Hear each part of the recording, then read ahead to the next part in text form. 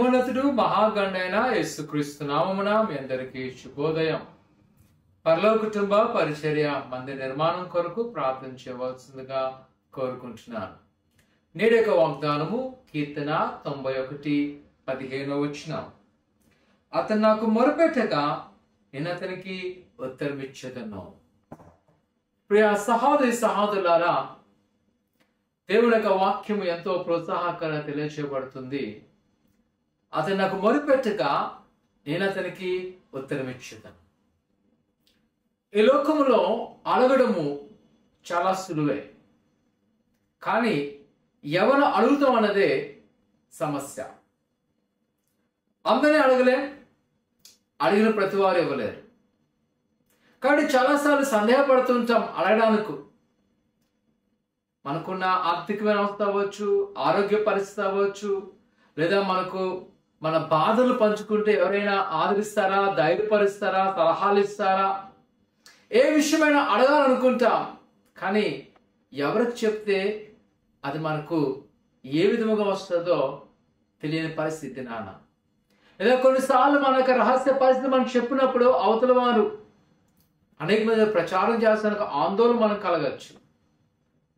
అయితే దేవుని యొక్క వాక్యం చెప్తుంది, అతను నాకు మొరపెట్టగా నేను అతనికి ఉత్తరం ఇచ్చేదాను.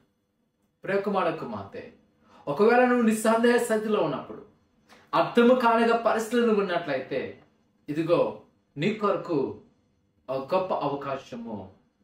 యేసు యొద్ద మొరపెట్టినట్లయితే ఆయనకి సరిగ్గా ఉత్తరం ఇచ్చే దేవుడు. ఒకవేళ నీకు మంచి సలహా కావాలా, మోకరించి ప్రార్థన చేయి.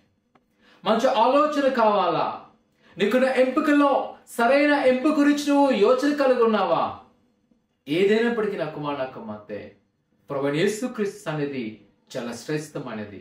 ఎవరైతే ఆయన సన్నిధిలో మోకరించి ప్రార్థన చేస్తారో ఆయన వారికి ఉత్తరం ఇచ్చే దేవుడు.